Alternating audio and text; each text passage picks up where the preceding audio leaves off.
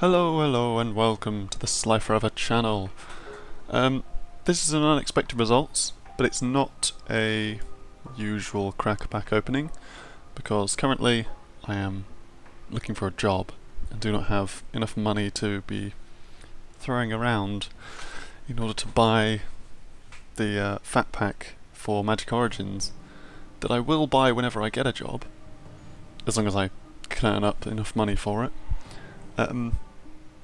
Because that's what I've been doing for all my unexpected results videos so far. I've been buying a fat pack for the set, opening all of the packs, recording them kind of all together, and then releasing them week by week. I bet you're wondering why I'm in Magic 2015 instead. And that's because when I was playing it earlier, because I was just randomly trying to get to the final achievement, I spotted this.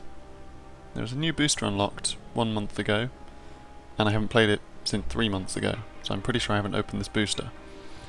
Which means I will use this booster that is free and I do not have to pay for, and therefore do not have to use money on.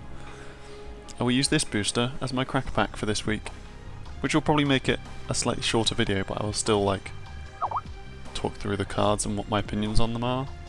But they're not all going to be standard, I suppose. Oh god, I got a few boosters. Nice. So let's start with this Sarkan Vol pack. I think this is the Khan's cards. So this is a bunch of each of the... yeah. 3 of each of the Khan lands in foil. So the Abzan one, which is Sandstep Citadel, the Sultai one, which is Opulent Palace, the Nomad Outpost for Mardu, the Mystic Monastery for Jeskai, and the Frontier Bivouac for Temur. So that's a pretty simple pack. It's just all the land to make sure that you've got land to use. I was wondering how everyone had those this morning. Our next pack has the Sage of the Inward Eye on the front from Jeskai. So let's see what's in this one. Oh, these are going to be all of the yep.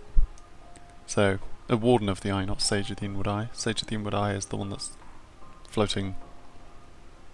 I mean, yeah, there's quite a few that are floating, but... So these are the Jeskai, Mardu, Abzan, Sultai and Temur 5-drops, which was like a cycle in Khans. So the Bear's Companion, which is the Temur one, Human Warrior 2/2 that summons a 4/4 bear when it enters, which is pretty good.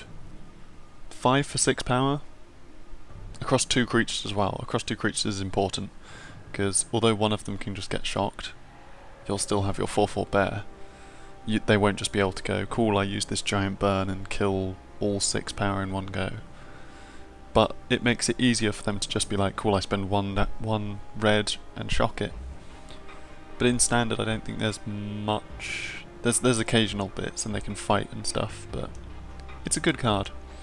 Next is the Sultai Soothsayer for 2 and a Sultai. Or 2 and the Sultai mana. For a Naga Shaman 2/5, when it enters the battlefield, look at the top 4 cards of your library, put one of them into your hand and the rest into the graveyard.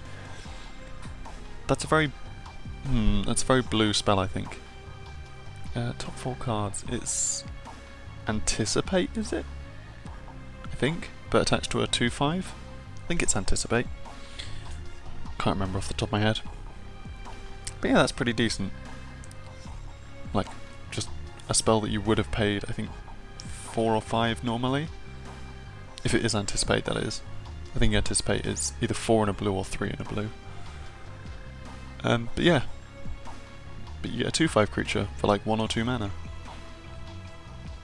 Then the Armament Core for 2 and an Abzan. I keep saying 2 Abzan.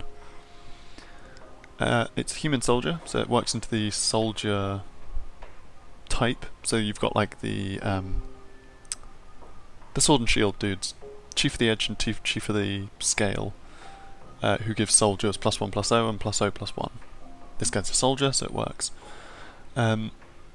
Whenever Armament Core enters the battlefield, distribute 2+1/+1 counters among 1 or 2 target creatures you control. So that works really well with Outlast. So just as he comes in, you can give him a +1/+1, and you can give something else that doesn't have a +1/+1 a +1/+1, which means then all of your Outlast triggers go off, and not go off, but target this guy and another creature that didn't have it previously. Or you can just make something bigger, give something +2 power and toughness. It's pretty good, and it's a 4/4 as well, so 4/4 for 6, 5. 4/4 for 5, or a 5/5 for 5 that gives something else a +1/+1. That's ridiculous. We've then got the Mardu Rough Rider, who is 2 Mardu. Orc Warrior, so he goes into the Warrior Tribal for Mardu. For a 5/4, and whenever he attacks, target creature can't block. So he's got the Goblin Tunneler rule? Is it Goblin Tunneler? There's one of the goblins. Similar to Battle Jester, but not when you cast spells, when you attack instead. Yeah, and then he's a 5/4, so he's just a huge creature that forces something not to block, which can be really useful in Mardu. And then Warden of the Eye for 2 Jeskai, a Djinn Wizard, for a 3/3, and when it enters the battlefield, return target non-creature, non-land card from your graveyard to your hand. So this targets artifacts that aren't creatures, obviously, enchantments, instants, sorceries. Yeah, so you can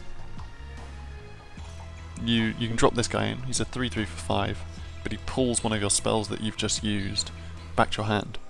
So if there was like an aura, say like an Aqueous form, that was on one of your creatures, and then the creature got burnt to death, then your Aqueous form is in your bin, but you really want it back so that you can keep swinging in without having to worry about it. You drop this guy, get a 3/3, pull Aqueous form back. You might have 1 mana floating, in which case you drop an Aqueous form on him. It could be a bounce, a counter, a combat trick in red and white, or red or white, like Deflecting Palm or something, or Ride Down. There's plenty of things you can get back with this guy, so he's pretty good.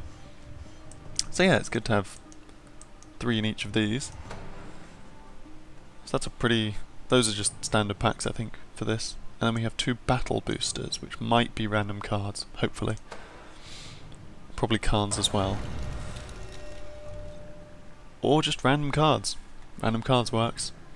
So Mold Shambler, 3 and a green for a 3/3 fungus beast. But you can kicker it, and if you kicker it, it destroys a non-creature permanent. Which could be a land. Doesn't say non-land. 3/3 for 4 isn't great, but a 3/3 that can destroy a thing for 6? That's still not great. It's not terrible, but it's not great. Orinalids are cool. I've played Orinalids in my Bant deck. 2 in green for a 2/2 beast. Creatures with power less than Orinalid can't block it. And it gets a +1/+1 for each aura on the field. So you just Voltron onto it, you just stack loads of enchantment auras onto it, and it gets huge and then can't be blocked. Which is always fun. Burning Inquiry. So a sorcery that draws you 3 cards and then discards 3 cards at random. That's pretty cool. For 1, it's not bad. Arrest is pretty good, but in a very situation... well, it's a 1 higher pacifism, but it stops them using activated abilities, so that one could be useful depending on what you put it on. We then have a Kitesail Apprentice. 1-drop 1/1, Core Soldier. When it's equipped, it gets +1/+1 and has flying. And that's when it's equipped with anything. Not auras, but actual equipments. So, yeah, you can give it something like... trying to think off the top of my head what it came out with in the set. It was in the Mirrodin block? Scars of Mirrodin block? One of the two. I think Scars. Off the top of my head I can't think of basic equipment from Scars. Then we have a Darksteel Ingot. They're okay. It's a mana rock for any colour. it's indestructible, and it's an artifact. So it works well in affinities, artifact decks, the bot deck. We then have Garrick's Pack Leader. 4 and a green for a 4/4 beast. Whenever another creature with power 3 or greater enters the battlefield under your control, draw a card. So it's some card draw stuck to a creature, which is pretty good. Very much in the green ramp deck, because it's creatures with power 3 or greater. So yeah, that's decent though. Paragon of the Eternal Wilds. Human Druid 2/2, and it's a green anthem. And then can give a thing trample for 4. And the Paragons are a pretty good cycle. They work best in monocolour decks, but they're still decent outside of them, as long as you've got like 4 or 5 other creatures of the same colour. So if you're like splashing into a third colour, or you've only got like a few of a colour, I wouldn't run one. But if you're maining a certain colour, then yeah, totally put one in. And then we have Talrand, Sky Summoner. 2 and 2 blue, Merfolk Legendary creature, Merfolk Wizard, for a 2/2. And whenever you cast an instant or sorcery spell, he gets a 2/2 blue Drake onto the field. So he's really good. One of my friends has built an EDH deck based around this guy, and it's just mono blue counterbounce, and you get a bunch of Drakes for it. It's really good, especially in one-on-ones. But yeah, so he's pretty decent. I might build a deck around him in this, and then just randomly play it. Then we have our last booster. Gather Courage. 1 green, Convoke, +2/+2. That's okay, it's a nice little combat trick, because it's instant speed, so it's not bad. Then we have Seismic Strike, 2 and a red, instant, deal damage to target creature equal to the number of mountains you control. So mono red creature burn. That's pretty cool. Liliana Spectre, 1 and 2 black for a 2/1 flyer. When it enters the battlefield, each opponent discards a card. Also looks very similar to Elspeth on that, which I'm really hoping it's going to be, and that this is just like a massive lead up to it. That's my prediction, is that this is Elspeth. And they're just like spoilering it by going, hey look at this thing that happened ages ago.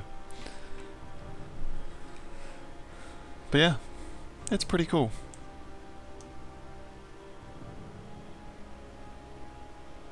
Yep. We then have Pestamite, fairy deck. When it enters the battlefield, you may tap or untap target permanent. It's not bad. Boo. Especially as it has flash, so you can attack, drop this in, tap down a thing before they declare blockers. It's always cool. Then another arrest, another Darksteel Ingot, a Millstone, which is just a very basic mill card. Drops for 2, artifact, 2 and tap, target player puts top 2 cards of his or her library into his or her graveyard. So it's a 2-drop, 2 to tap to mill 2. 2s and 2s and 2s. We then have a Phantasmal Dragon for 2 blue for a 5/5 flyer, but it's an illusion, so whenever it gets targeted by a spell or ability, you sacrifice it. Which kinda sucks, but a 4/4 flyer, a 5/5 flyer for 4, not 4/4 flyer for 5, that would make it even worse. But it's decent. And then we have the Graveborn Muse. So it's 2 black, zombie spirit for a 3/3. At the beginning of your upkeep, you draw cards and lose X, you draw X cards and lose X life, where X is the number of zombies. This is also a zombie, so on its own, for 4, a 3/3 that draws you a card but loses you a life is actually okay. That's actually like decent, that's fine. In a zombie deck, this can be broken and real ridiculous. So yeah, Graveborn Muse is pretty good. So there we go. We opened my 4 packs, and we can now have fun creating a deck, or I can have fun creating a deck. Hopefully by next week, or the week after, I will have earned enough money to get my fat pack. because I want more Origins cards. They're real good. It's a cool set. If you haven't been to any events for it, I would suggest going, because it's a fun one. And I hope you enjoyed this video. Thank you for watching, and goodbye.